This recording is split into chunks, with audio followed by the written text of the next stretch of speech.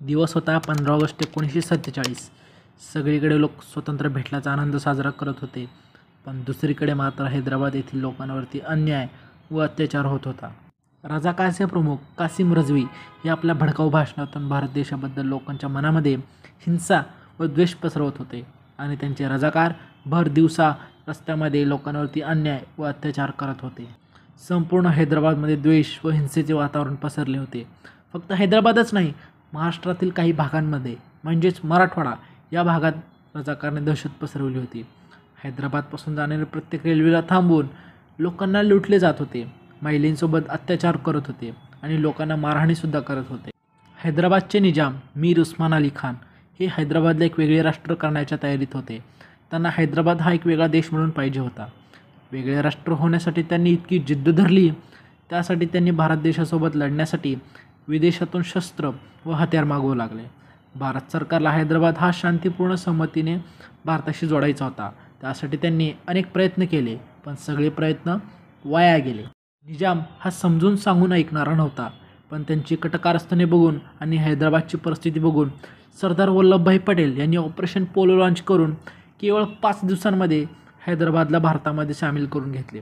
सरदार वल्लभभाई पटेल यांनी वेळेवर हैदराबादवरती ॲक्शन घेतली नसती तर आज भारताच्या मधोमध एक पाकिस्तान तयार झाला असता आणि त्याला सांभाळणे हे खूप अवघड झाले असते. पण इथे असा प्रश्न तयार होतो की का निजामला हैदराबाद भारत देशाला न जोडता एक वेगळा देश म्हणून पाहिजे होता, पण कसे ऑपरेशन पोलोच्या सहाय्याने हैदराबादला भारतात सामील केले हे आपण आज या व्हिडिओच्या माध्यमातून जाणून घेऊया. जवळपास 200 वर्ष भारत देशाला लुटल्यानंतर इंग्रज तर भारत सोडून निघून गेले, पण जाता जाता काही भारत देशाचे तुकडे करून गेले. 1947ला जेव्हा भारताला स्वातंत्र्य मिळाले तेव्हा निजामलासुद्धा त्याला एक स्वतःचा वेगळा राष्ट्र हवा होता. त्यासाठी त्यांनी वाटेल तो प्रयत्न करू लागला आणि आम्हाला भारत नको, आम्हाला वेगळा इस्लामिक देश हवा अशी जिद्द करू लागला. या जिद्दीचं कारण दुसरं तिसरं काही नसून निजामची लाखो करोडो रुपयाची संपत्ती होती. ते इतके श्रीमंत होते की त्यांच्या श्रीमंतीच्या गोष्टी अमेरिकेमध्ये सुद्धा व्हायच्या. निजाम त्यावेळी इतके श्रीमंत होते की एकेकाळी भारतच नाही तर पूर्ण जगातील सर्व श्रीमंत व्यक्ती होते. त्यांच्याकडे स्वतःचे सैनिक, स्वतःची रेल्वे नेटवर्क व उस्मानिया सिक्का या नावाने एक वेगळी करन्सी देखील होती आणि त्याची किंमत ही ब्रिटिश पाऊंडपेक्षा जास्त होती. याच संपत्तीमुळे निजाम आणि त्याची जुनी पिढी ही इंग्रजांना खुश करत आली होती, म्हणून ब्रिटनची यांच्यावर कायम मेहरबानगी राहिली होती. निजामला याच संपत्ती आणि पैशाचा अहंकार होता. त्याला असे वाटत होते की पैशाच्या जोरावर आणि संपत्तीच्या जोरावर मी हवं ते करू शकतो, हवं ते मिळवू शकतो. पैसा आणि संपत्तीच्या अहंकारात निजाम इतका आंधळा झाला होता की त्याला सामान्य जनतेची हाक ऐकू येत नव्हती. रझाकार हे त्यांचे सैनिक होते. त्यांचे ध्येय असे होते की तिथे 80% जास्त हिंदू लोक असून पण राज्य हे कायम स्वतःजवळ ठेवायचे होते. स्वातंत्र्याच्या वेळी याचे प्रमुख कासिम रझवी यांच्याकडे याची सगळी जबाबदारी होती. एकीकडे भारत स्वतंत्र होत होता, आपले नेते भारताला जोडण्याचा अनेक प्रयत्न करत होते आणि दुसरीकडे निजाम आणि कासिम रझवी हे हैदराबादला पाकिस्तानसारखे एक वेगळा इस्लामिक देश व्हायचे स्वप्न बघत होते. त्यांचे ध्येय पाकिस्तानसारखे हैदराबादला एक वेगळे इस्लामिक देश म्हणून कायम ठेवायचे होते. ते आपली गादी कायम ठेवण्यासाठी पाहिजे ते करत होते, पण त्यांच्या अशा स्वप्नांना भारत कधी पूर्ण होऊ देणार नव्हता. भारताला कोणत्याही परिस्थितीमध्ये हैदराबादला भारतात सामील करून घ्यायचे होते. याचं कारण म्हणजे हैदराबाद हा भारताच्या मधोमध होता. यामुळे हैदराबाद वेगळा देश होणं हे भारतासाठी धोकादायक होऊ शकते, म्हणून हैदराबादला वेगळं होऊ देऊ शकत नव्हते. हैदराबादला भारताच्या पोटातील कॅन्सर असंही सरदार वल्लभभाई पटेल यांनी तेव्हा हैदराबादला म्हटले होते. हैदराबादला भारतामध्येच राहून वेगळं देश होणं हे भारतासाठी खूप अवघड ठरले जात होते. पण दुसरीकडे तेथील 80% लोक ही हिंदू होती, पण त्यांना वेगळा देश म्हणून मान्य नव्हते. त्यांना भारताशी जोडायचे होते. त्यांना अशी भीती होती जर हैदराबाद भारताला न जोडता एक वेगळा देश झाला तर त्यांच्यावर कायम अन्याय व अत्याचार होत राहील. निजाम आणि रझाकार हे लोक त्यांचे कायम शोषण करतील. याच्या व्यतिरिक्त हैदराबाद लोकसंख्येच्या बाबतीत हा खूप मोठा होता आणि क्षेत्रफळाच्या दृष्टीने 2 नंबरचा होता, ज्यामध्ये आत्ताचा तेलंगणा, कर्नाटका आणि महाराष्ट्रातील काही भाग म्हणजे मराठवाडा देखील सामील होता.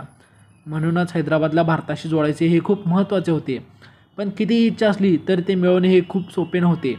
भारत सरकार हे निजामशी चर्चा करून त्यांना मनवण्याचा खूप प्रयत्न करून झाले होते, पण निजाम भारताशी जोडण्यासाठी अजिबात तयार नव्हता. या सर्व गोष्टी घडत असताना सरदार वल्लभभाई पटेल हे शांत होते आणि योग्य वेळेची वाट बघत होते. त्यांना माहीत होते की घाईघाईमध्ये घेतलेला निर्णय हा चुकीचा ठरू शकतो, म्हणून ते निजामची कटकारस्थाने शांतपणे बघत होते. रजाकारांच्या अत्याचाराने खूप भयंकर रूप घेतले होते. तिथे जागोजागी धर्मांमध्ये, जातींमध्ये हिंसा व द्वेष पसरवण्याचे काम करत होते.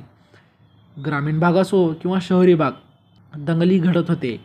त्यामुळे अनेक लोकांना त्यांचे प्राणसुद्धा गमवावे लागले. निजाम उस्मान अली त्याला असे वाटत होते की भारताला हैदराबाद हा कधीच मिळणार नाही. माझे राज्य हे असेच कायम राहील. सरदार वल्लभभाई पटेल या सगळ्या गोष्टींना कंटाळले होते. हैदराबादच्या विषयावरती पंडित नेहरू हे शांतता दाखवत होते. निजाम अली याचा अहंकार आणि रजाकार यांचे होणारे अत्याचार बघून पटेलांनी ठरवलं होतं की आता हैदराबादचा विषय बोलून सुटणार नाही. याच्यासाठी काहीतरी वेगळा पर्याय शोधला पाहिजे. खूप विचार करून जेव्हा हैदराबादचा विषय हा पटेलांच्या डोक्याच्या बाहेर गेला तेव्हा त्यांनी के.एम. करिअप्पा यांच्यासोबत एक छोटीशी मीटिंग ठेवली. यामध्ये सरदार वल्लभभाई पटेल यांनी करिअप्पाला एक प्रश्न विचारला की जर पाकिस्तान हैदराबादच्या मदतीसाठी आला तर भारताची मिलिटरी ही पाकिस्तान आणि हैदराबादसोबत युद्ध करू शकेल का? तेव्हा के.एम. करिअप्पा शब्दात उत्तर दिले की हो असे. आता हे तरी क्लिअर झाले होते की सरदार वल्लभभाई पटेल हे हैदराबादचा विषय अजून वाढू देणार नव्हते. पटेलांना या गोष्टीचा अंदाज आला होता की निजाम उस्मान अली हे पाकिस्तान आणि जिन्ना यांच्या कायम संपर्कात आहेत.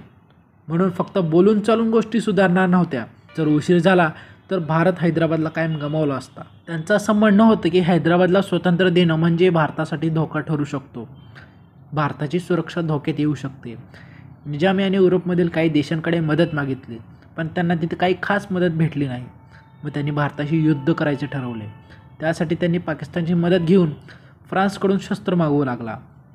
या गोष्टीची खबर जेव्हा भारत देशाला लागली तेव्हा भारताने युरोपातील काही देशांना मदत न करण्यासाठी समजावले आणि त्यांना शस्त्रांची मदत करू नका यासाठी समजून सांगितले. निजामच्या या प्रयत्नांना अपयश आले. खरं तर हैदराबाद हा वेगळा देश व्हावा हे जे निजामचे स्वप्न होते त्याच्यामागे पाकिस्तानचाच हात होता. पाकिस्तानने निजामला खोटी आश्वासने दिली होती की भारत आणि हैदराबादमध्ये युद्ध झाले तर जगातील सर्व इस्लामिक देश हे या युद्धामध्ये हैदराबादला मदत करतील. निजामच्या या गोष्टी ऐकून पाकिस्तानला 20 करोड रुपयाचे लोन द्यायला तयार झाला होता. याचमुळे पाकिस्तान हैदराबादला हत्यार पुरवू लागला होता जेणेकरून वेळ पडली की भारताविरुद्ध याचा वापर करता यावा. पाकिस्तानमधून हत्यार आणायचे काम कॉटन सिडनी हा करत होता. तो एक पायलट होता आणि तो हत्यार देखील सप्लाय करत होता. त्याला हत्यार आणण्यासाठी लाखो रुपये देण्यात आले. सिडनी कॉटन हा 30 लोकांची मदत घेऊन कराची ते गोवा आणि गोवा ते हैदराबाद असा प्रवास करत तो हत्यार पुरवत होता. या सगळ्या गोष्टींची माहिती जेव्हा भारताला लागली तेव्हा सरदार वल्लभभाई पटेल त्यांनी असे ठरवले की आता आपण काहीतरी केलं पाहिजे. असे शांत बसलो तर हैदराबाद हातातून निसटून जाईल आणि जर हैदराबाद भारताला नाही मिळाला तर याचे परिणाम पुढच्या पिढीला देखील भोगावे लागेल आणि भारताच्या मधोमध एक पाकिस्तान तयार होईल.